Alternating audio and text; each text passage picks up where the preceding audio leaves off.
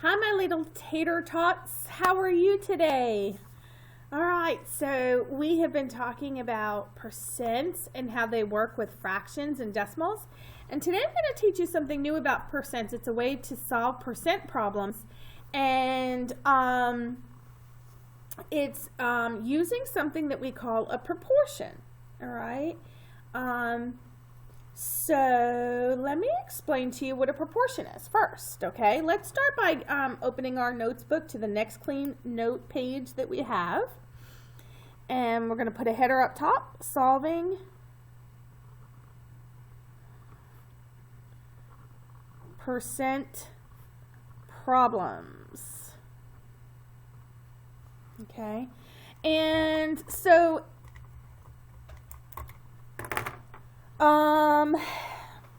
a proportion.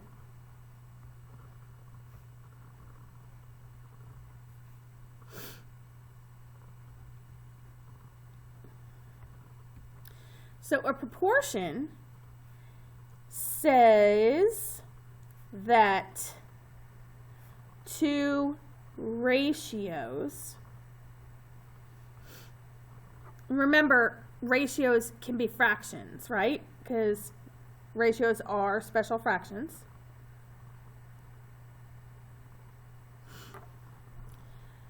Are equal.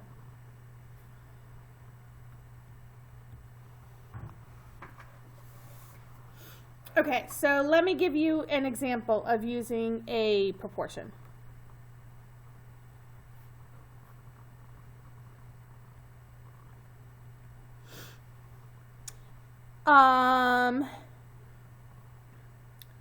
One-fourth.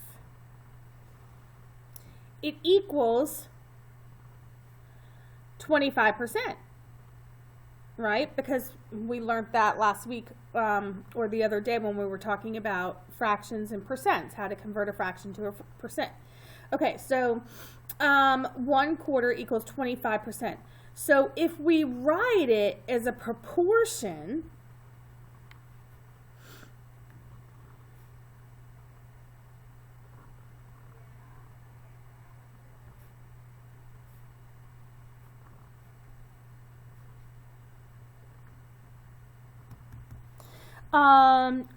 this is what it would look like. 1/4 equals, remember I need to have another ratio because it says two ratios.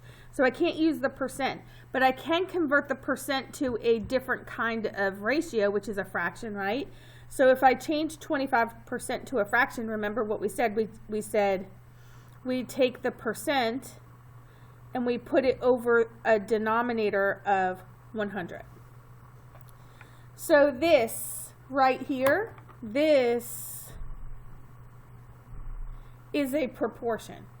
1/4 equals 25 100ths. And you should know that that's true because this is an equivalent, these are equivalent fractions or equivalent ratios, aren't they? If I simplify 25 100ths by dividing it by 25, I will get 1/4. All right, so remember, those are equivalent fractions, equivalent ratios, and so therefore it is a proportion, okay? So now we're going to talk about the proportion problem, all right? So there are three types of problems.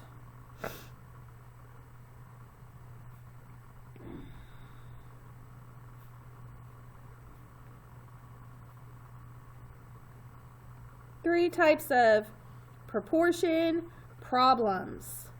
Remember, if I'm writing, you're writing. You need to be writing these notes. Okay, the first kind, one, is finding a part. The next kind is finding a hole. Not a digging hole, a hole, like a whole pizza. And then the next kind is finding a percent. And we've played around with that a little bit. We did that yesterday, remember? But today I'm going to show you a way that you can use a proportion to help you do any one of these. All right, so looking at our original proportion, let's take a look at our original proportion. 1/4 equals 25 over 100. That was our original proportion, okay? So now I want to show you the parts of the proportion so that you can understand what I'm talking about, finding a part, finding a whole, finding a percent. All right, so this guy right here, this guy, remember, we made this fraction based off of the percent up here, right? So then I know that this is the percent. Okay, then if I look at this and I look at this side and I say I have a 1 and I have a 4 and it's in a fraction, 1 over 4, and I'm saying 1/4. Which one is the part and which one is the whole? Well, if you remember your basics of fractions, the bottom, the denominator, is the whole, and the top, the numerator, is the part.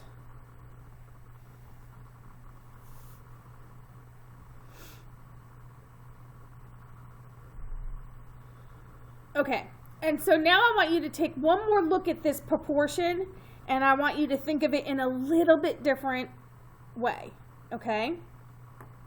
So now I want you to think about 1 is part over 4, is part of 4, and it equals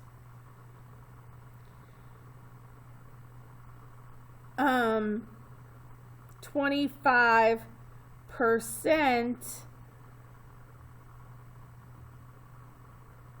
of 100. All right, so the key words I want you to notice is of, and percent. All right, so we're going to keep rolling on. All right, now that I've shown you what it looks like, I'm going to teach you how to use it, okay? So it's kind of weird, but you're going to learn it. And actually, I will say that most of my classes usually find it to be pretty fun to do is over of proportions. Okay, so example 1.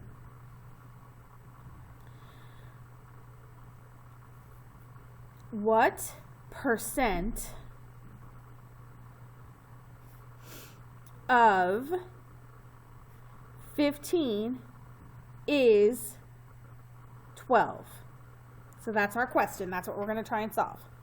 And the first thing I do when I see a percent problem like this is I set up my proportion. So the first thing I'm going to do is I'm going to set up my proportion. Remember, my proportion means I have 2 fractions. Okay? All right, so I've got it set up. And now what I need to do is I need to remember that I have the is over of on this side. And on this side, I have percent over 100. Okay? So that means immediately I can just go ahead and put 100 right here. Because it's always 100. Always. Never changes. It's just always going to be 100. There's no exception. It's always going to be 100. Okay, you get my point? It's always going to be 100. All right. So now I have to look at my problem and figure out where does the rest of the stuff fit in, okay? All right, so the first thing I can do is I can look for those keywords, those is and of, and then I look for the numbers that are kind of attached to those words, okay? So when I look at this problem, I can see of is right here. And there is a number attached to it because it says what percent of 15. So that means of is 15, my of. And then I look for my other keyword, which is, and I see over there, it's kind of attached to the 12, isn't it? Is 12. What percent of 15 is 12? So 12 goes here. Okay, so now we get to the interesting part, because remember how I said originally that there were three kinds of percent problems or percent proportion problems? Finding the part, finding the whole, and then finding the percent. So if you're paying attention right here, you know that we have to find the percent because it didn't tell us. It's asking what percent. So when it asks us what percent and we don't know what it is, that means we need to put a variable in there because we're not sure yet. Okay, we're solving for it. So we're solving for the percent. So instead of putting a number or anything there, what we're going to do is we're going to put an X. All right, guys, and do you remember how I told you at the beginning of the school year that we were not going to use X to show multiplication anymore? Because when we get into doing more algebraic type work, using the X would be confusing. This is why right there, that guy, X is now a variable. Remember that a variable could be any number. That's what you're solving for. You're trying to figure out, what does the variable stand for? What number would be the variable? All right, so this is what we do. First things first, is you simplify. So, I have 12 and I have 15. What number goes into 12 and 15? 3. Hopefully you said 3. So I'm going to change the 12 to a 4 because 12 divided by 3 is 4. And I'm going to change the 15 to a 5 because 15 divided by 3 is 5. Now notice I cannot simplify this part, right? Okay, now I'm going to look at my proportion and try to figure out, how do I get from 5 to 100? Remember, equivalent ratios. How do you get from 5 to 100? You multiply times 20, right? So if I do that on the bottom, I can do that on the top. So 4 times 20 equals 80. So that means X equals 80. So the correct way to answer the question is, what percent of 15 is 12? You would say 80% of 15 is 12.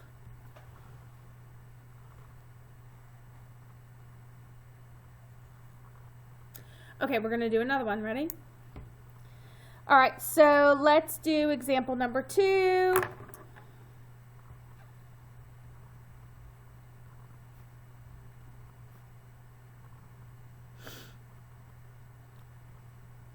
This time, we're going to do 12 is 24%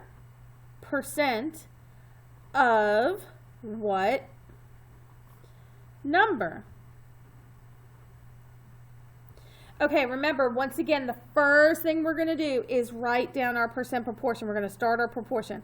So we know our proportion is 2 fractions, and this one is always over 100, right? Okay, so now, remember, is of percent over 100. What is my is? Well, let's read the question. 12 is... So that means it's 12. And then it says 25%. So this time I know my percent, so I can put the 25 over here. And then it says of what number? Well, guess what? This time the of is my x. All right, so now we got to do the same thing. Simplify first. Do we have a number that goes into both 20, oops, sorry, this is not supposed to be a 24, 5, this is supposed to be a 24. I'm so sorry. Do we have a number that goes into both 24 and 100?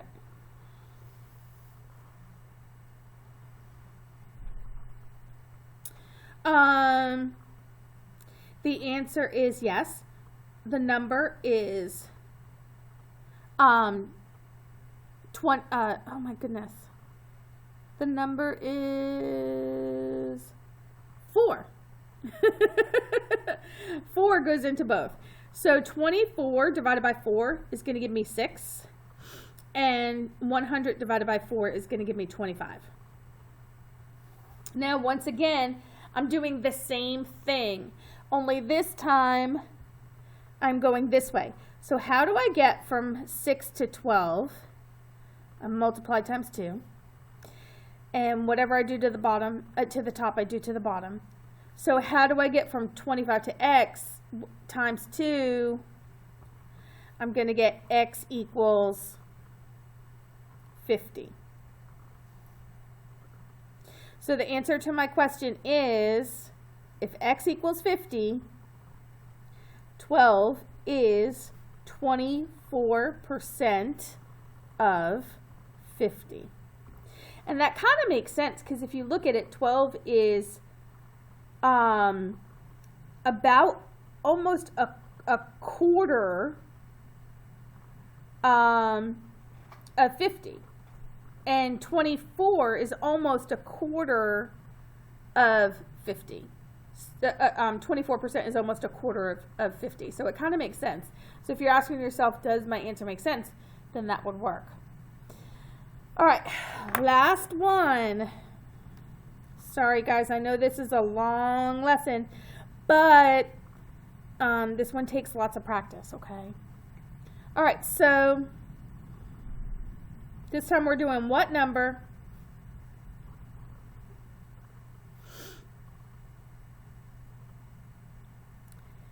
is 36% of 50?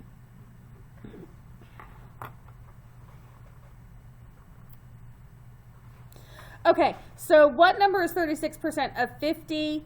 Let's go ahead and start filling in our percent proportion. So I've got my percent proportion. Remember, it's 2 fractions, and the second fraction is always over 100. All right, so now, what is, sorry, you guys can't even see that, can you? My bad. Okay, so first off, what number is, well, goodness gracious, that sounds, it's my x. What number is 36% of 50? Which makes sense? All right, now what I'm going to want to do is I'm going to want to see if I can simplify this fraction and make it smaller. Because remember, if you simplify the fraction and you make it smaller, it's easier to figure out how to get to 50 from whatever number and stuff like that. All right, so the number that goes into both of these, the common factor for 36 and 100 that we're going to use is going to be 4. Yeah, 4. And then 36 divided by 4 is going to be 9. And 100 divided by 4 is going to be 25. Okay, so now we look and we say, oh, well, okay, how, because I'm going this way because I have to figure out how to get from 9 to the x. So I'm going this way. How do I get from 25 to 50? I multiply times 2. And how do I get from 9 to x? I do the same thing. And 9 times 2 is going to give me x equals 18. So that means my answer is 18 is 36% of 50.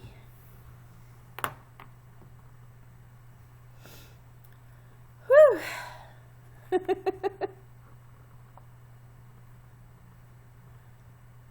Okay. So I'm going to stop the video here. I have some more for this lesson, but I feel like you might need a little break. So I'm going to stop the lesson here. And if you need a break, how about this? Go take a break. Go take like 20, 30 minutes and go do something else. Maybe work in another class or go take a walk, get some exercise. Just download your brain for a second. And then you're going to come back and you're going to watch my second video to finish up this part of the lesson, okay?